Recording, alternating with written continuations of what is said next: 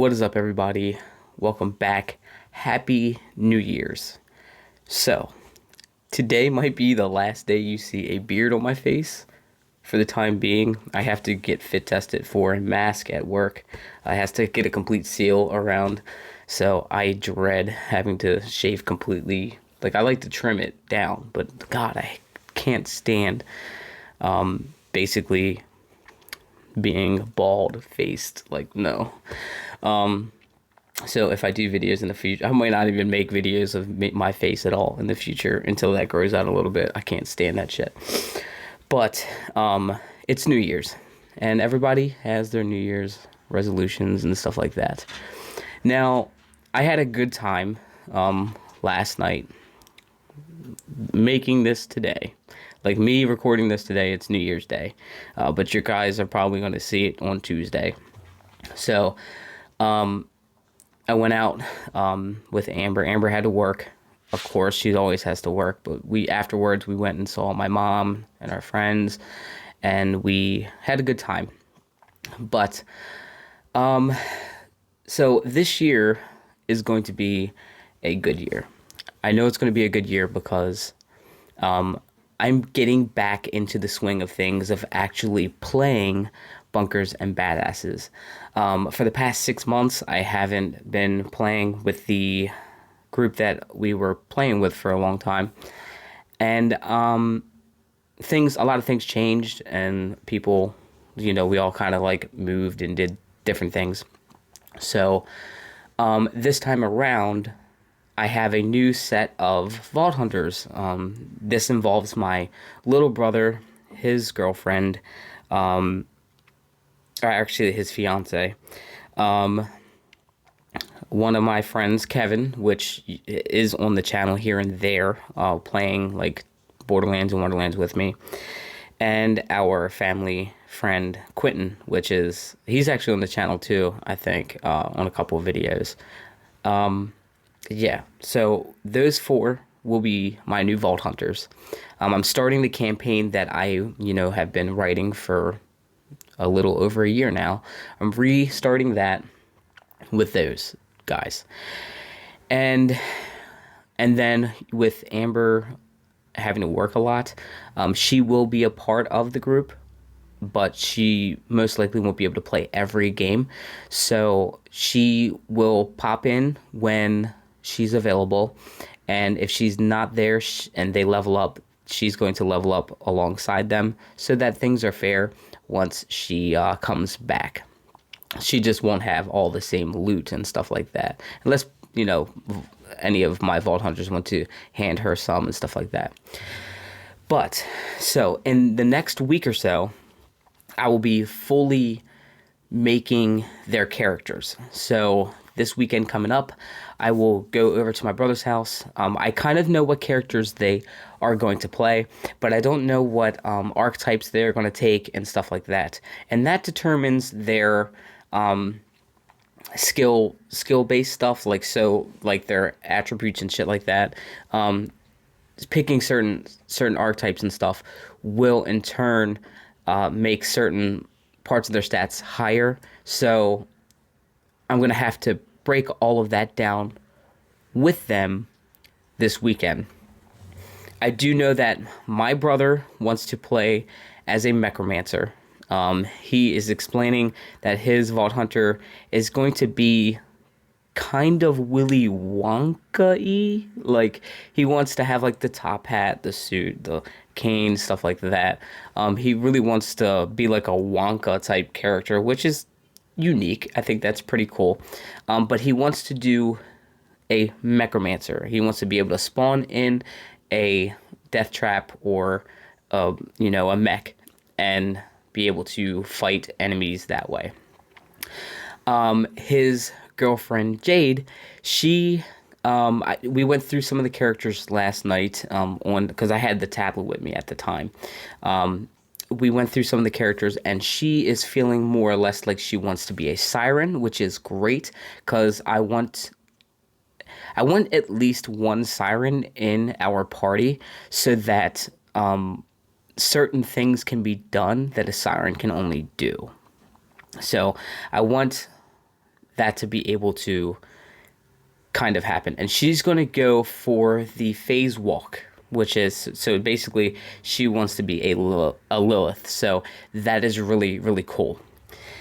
My buddy Kevin, he is definitely going to play a berserker. So he wants to be, I guess, a tank and basically punch his way through everything. And he mentioned to my brother that he wants to, by end of the campaign, be like a juggernaut. So I can see that happening. Of course, we all know and love Brick as a character. I didn't play too much of Brick in Borderlands 1 because it's just mainly hand-to-hand combat. I really like to have, I always play soldier. So I like to be able to throw, you know, a turret down and then do my thing. And then we have to figure out what character Quentin is going to play. I'm going to also have to sit with Amber and kind of get an idea of what type of gameplay she would want to play. Because there's different options.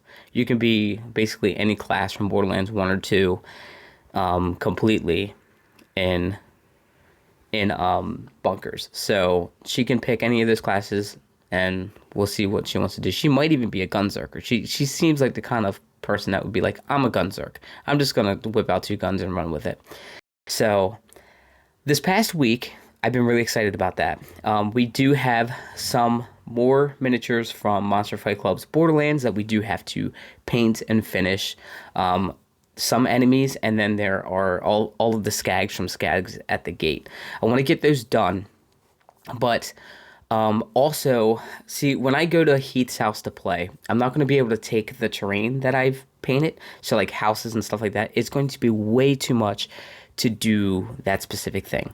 Now, I do have a book, actually like 4 books, that are open book maps that you can put them together, and they're perfect for traveling DMs or bunker masters, and they're perfect because I could just whip it out and I could put pieces on the table and it's set.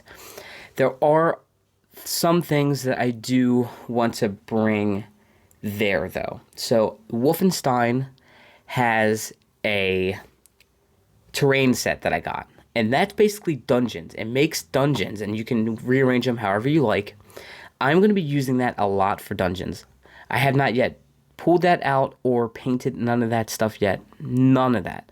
I think I'm going to go ahead and start doing that very soon because I can use them as just dungeons in general. I was going to use them just as Hyperion, because all the Wolfenstein bad guys are actually Hyperion soldiers in my Bunkers and Badasses. I was going to use that terrain set as Hyperion like posts that they can go through and get relics and stuff like that.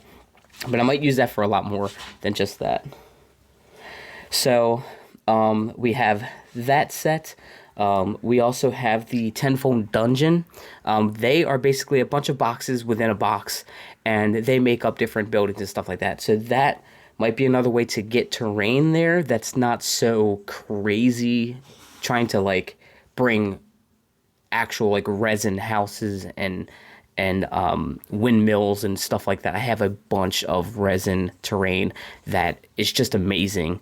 But to make it accessible and easy, especially with me bringing a case full of miniatures, my books, my screen, everything that I have to do to run Bunkers and Badasses, it'll just be easier to use certain things. Sometimes that's just what you have to do as a DM or BM, and you just gotta run with it. And hopefully they have a good time.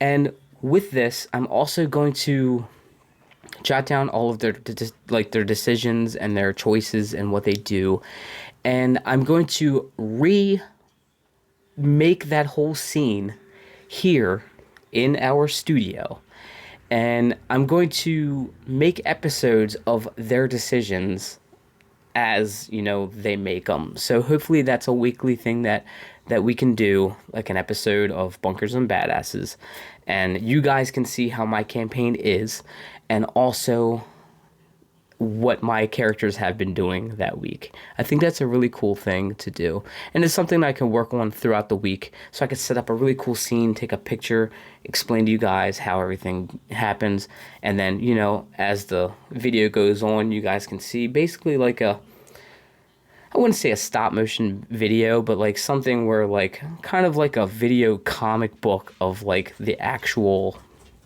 game that we've been playing. That's just an idea that I want to work on. I don't know if you guys can notice, but I am very sick. Like I've been sick all week, and that's another reason why I haven't been uploading this week. I just been so sick. I'm dying. Like I'm literally dying. It's not COVID or anything. It's just a cold, and I'm a bitch. Well, no, not like I don't really complain when I'm sick, but it just sucks because like it really takes my motivation and just shits on it because I don't have the energy to like whip out all the like take the mic and set it up with the lights and the cameras all in my face, and I just had no motivation to do it because I've been so sick.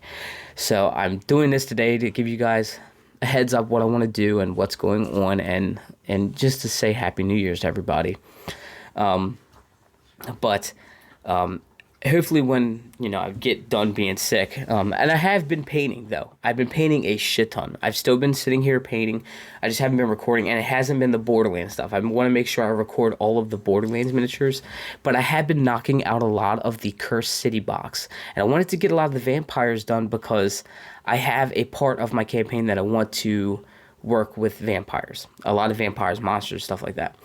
I have not yet wrote that, but it would be easier to write things together once the miniatures are painted. All I have to do is write it, and then we can start doing that part of the campaign. I haven't started that yet, though. So right now, we're a little bit past where my old Vault Hunters were at, and working on getting some characters situated and stuff like that. I also did paint up a really, really cool introduction piece. So I did change the way the Vault Hunters are introduced to the world of Bunkers and Badasses, Wonderlands, Pandora, however you want to see it. And they're getting dropped off in a horse and carriage. And I want this to be Marcus, and I want them to get dropped off, and then they're just thrown out into the wild, kind of like Borderlands, and instead of a bus, it's a horse and carriage. I think it would be really cool, and plus it's a really cool piece for them to see and be like, holy shit, this dude like really got something really cool for us to look at. So I'm really excited, and I'm really excited to see what they're doing with their stories, because I told them, hey, your characters, make a backstory for them. Harley's over here scratching herself. Make a backstory for them. Don't tell anybody about your backstory. When we start playing, we can all introduce each other and learn how the characters are. So, or who we are all playing with, basically. Harley. So, that's basically it, guys.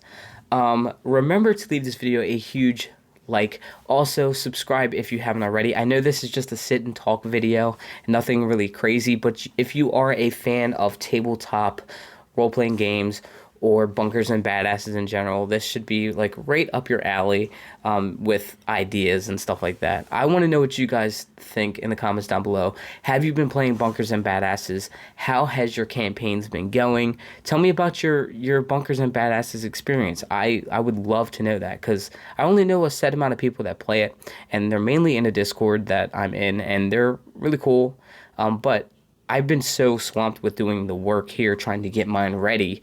And now that I have another group finally ready to play, I have a lot of stuff to do. I have Borderlands chest I have to now paint. I have to make that a priority. So I have to make that going. I have to get that going. I have to just get a lot of the smaller terrain pieces, like the Borderlands object packs that I got for Christmas. I need to start painting that stuff up because I can now use them with my games. So that is perfect. I can't wait. Those boxes though, the chests in there are going to be golden chests. The ones I have 3D printed, they're going to be red chest. So I'm really excited. I'm really excited and anticipated to finally get to play Bunkers and Badasses again. So as always, thank you guys for watching, and I'll catch you all in the next one. Bye.